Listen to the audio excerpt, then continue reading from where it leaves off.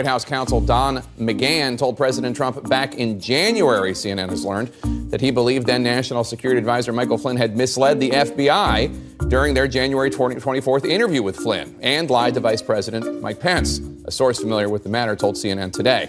This means that the president knew Flynn had potentially committed a felony when, according to then FBI Director James Comey, on February 14th, after the president had fired Flynn, he said to Comey, quote, "I hope you can see your way clear to letting this go, to letting Flynn go. He is a good guy. I hope you can let this go." Now, if the president was aware that Flynn had likely committed a federal crime when he made that alleged request, which the president disputes, that raises serious questions of potential obstruction of justice, though this morning the president's lawyer, John Dowd, claimed such a thing was, by definition, impossible. In a new interview with Axios, Dowd said, quote, "The president cannot obstruct justice because he is the chief law enforcement officer under the Constitution's Article 2 powers and has every right to express his view of any case," unquote. In other words, the president is, according to Dowd, above this law.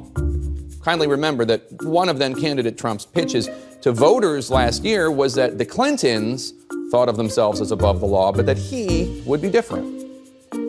No one will be above the law. We will have one set of rules for everyone. That argument perhaps not as compelling with an asterisk and fine print, but the news that the president knew Flynn had misled the FBI before that alleged conversation with Comey began over the weekend, after Flynn, of course, pleaded guilty to lying to the FBI.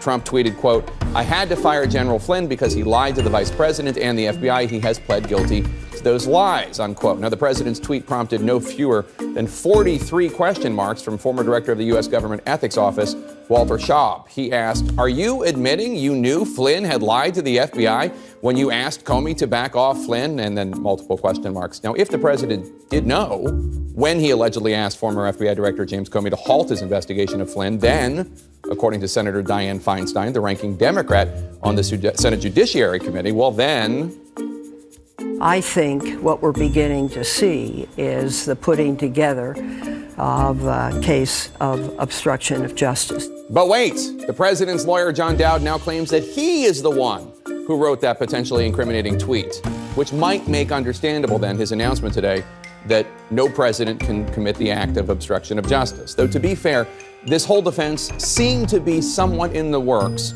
back in June when I asked a different Trump attorney, Jay Sekulow, whether he and the rest of Trump's legal team believed the president was incapable of obstructing justice. You're talking about what's called the constitutional threshold question, and that is, can a president who has the constitutional authority to take a certain action then be prosecuted for taking the action? If there is an investigation, right now there's not, you would, of course, raise the constitutional issues. Any lawyer, especially those that do it at the Supreme Court of the United States, like I do, you raise the constitutional issue threshold. That's number one. The Trump legal team is now raising that constitutional issue, regardless of the fact that such an argument is a complete contradiction from what candidate Trump promised voters. No one is above the law. Clinton and her cronies will say anything, do anything, lie about anything to keep their grip on power, to keep their control over our country. Again, we'll remind you, broken campaign promises are not a crime. But speaking of Clinton, it is worth remembering that in December 1998, the House of Representatives impeached her husband, Bill Clinton, and one of those two articles of impeachment was obstruction of justice. And of course, in July 1974, the House Judiciary Committee voted on bringing forth 3 articles of impeachment against President Nixon, and one of them was obstruction of justice. So previous Congresses, Democrat and Republican, have disagreed with these arguments coming from all the president's men. Though see if this argument sounds familiar to you. What you're saying is that there are certain situations, and the Houston plan, or that part of it was one of them, where the president can decide that it's in the best interest of the nation or something, and do something illegal.